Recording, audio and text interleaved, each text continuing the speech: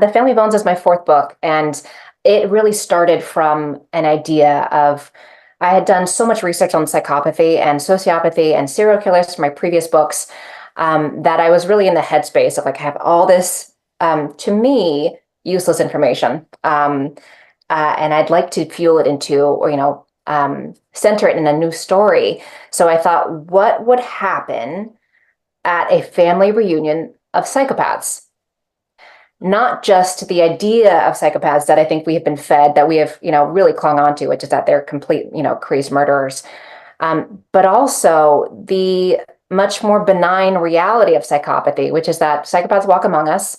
Some of them are in our workplace, some of them are our CEOs, some of them are leaders in their communities, and others of them are less highly functioning, but they're not as, let's see, violent in all respects. They process things differently than I think typical neurotypical brains. So I also have done a lot of research in neurodivergence, and there's a theme throughout my books that neurodivergence is not necessarily something to be afraid of, but it is a reality. And I think the more we discuss mental health, the wide spectrum of it, whether it's depression or postpartum depression or psychopathy or any number of neurodivergent conditions, the better we will all be off for that awareness, and certainly for the people who have those conditions.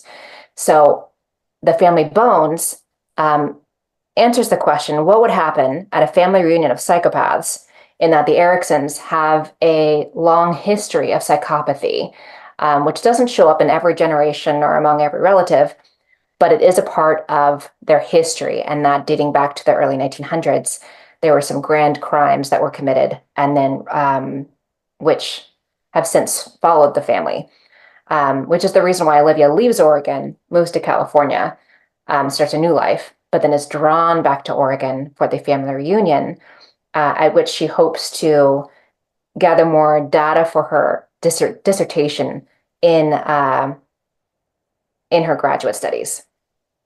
So it's kind of writing the story was motivated by a desire to use the information that I already learned, and then also to explore the question, to me, which is interesting, of what would happen at a family reunion of psychopaths, knowing that it's an extremely neurodivergent condition that spans a lot of different variations and will show up in different ways depending on stressful stimuli.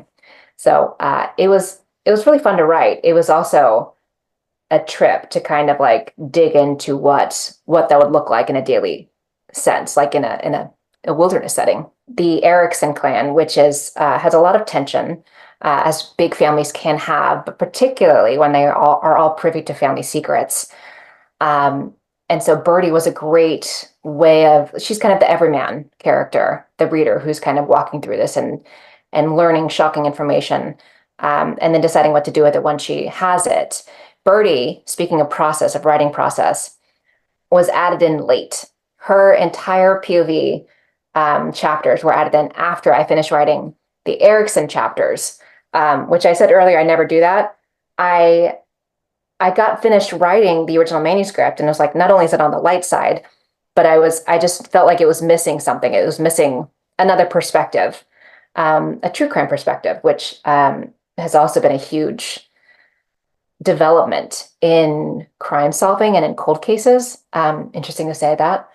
But Birdie was like my infusion of reality into this, what felt like very surreal setting of like a bunch of people who may or may not have committed crimes all together. And like, why would anyone go back to that family reunion?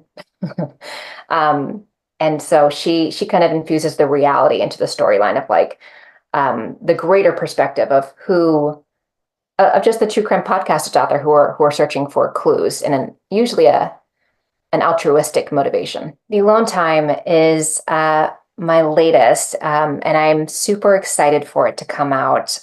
It's a psychological thriller, and yes, it explores the relationship between two sisters who are bonded through trauma. They survived a plane crash 25 years ago that took the lives of their parents, and the sisters survived at young ages for 12 harrowing weeks in the wild. And now as adults, They are being forced to revisit those details in ways they've never desired to before because a documentary filmmaker has started digging up the past and is now questioning their version of the events. And for me, family relationships are present throughout my books, but the sisters' relationship is also really interesting to me, both in how sisters can be supportive of one another. I have sisters, I also have brothers, but then also how there can be a kind of a different kind of tension that exists between sisters versus like sisters and brothers or brothers. Um, and especially when there's an age gap. Violet and Fiona have 7 years between them. Uh, or no, 6 years between them. In any case, it's it's a really I love where it went. It goes to some weird places. I really enjoyed writing it though because it was inspired by my own personal experiences. I just can't separate myself from my books. I don't know if other writers are like that, but I always take like some idea in my head or some experience that I have, and I end up writing about them. I did experience a plane crash when I was 11 in a passenger plane, very similar to what the Seng family endures. My dad had his pilot's license; he still does. And we took a four-seater passenger plane and flew up and down California and ended up crash landing in the mountains outside of Los Angeles. I know I'm bearing the lead here. How terrifying is that? Very, very. And yet, lest anyone be too worried, I've been on planes dozens of times, maybe hundreds of times since then. I moved across the world and have flown transatlantic when I lived in France for 3 years.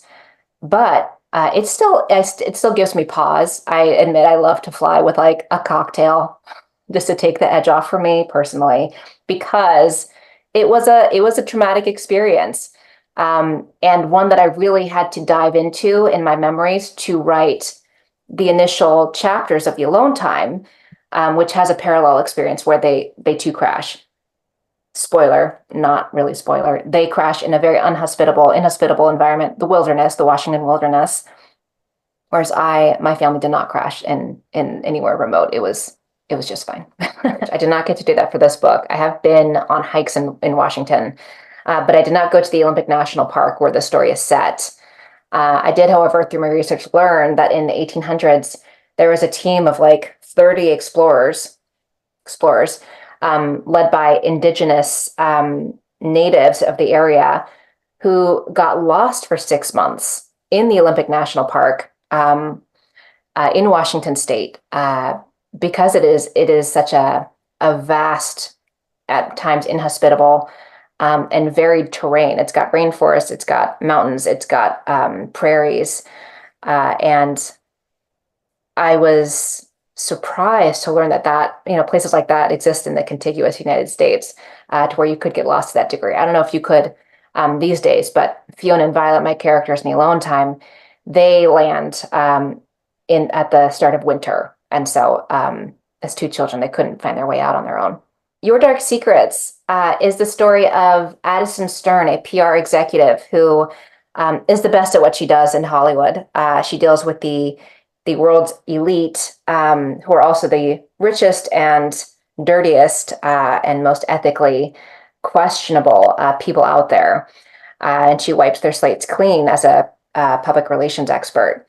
However, when several of her clients turn up dead, she quickly becomes the common denominator between them. And so she is forced to team up reluctantly with her ex-boyfriend, private investigator Connor Windle, whom she would rather kick off the San Andreas fault line, in order to pursue the truth and find out who is actually behind these murders and who is deliberately or perhaps inadvertently pointing the finger at her. So it turns into this globe-trotting adventure filled with misconduct and mistrust between Connor and Addison, and also a hefty amount of sexual tension. It's a thriller with a solid romance element that I'm very excited about.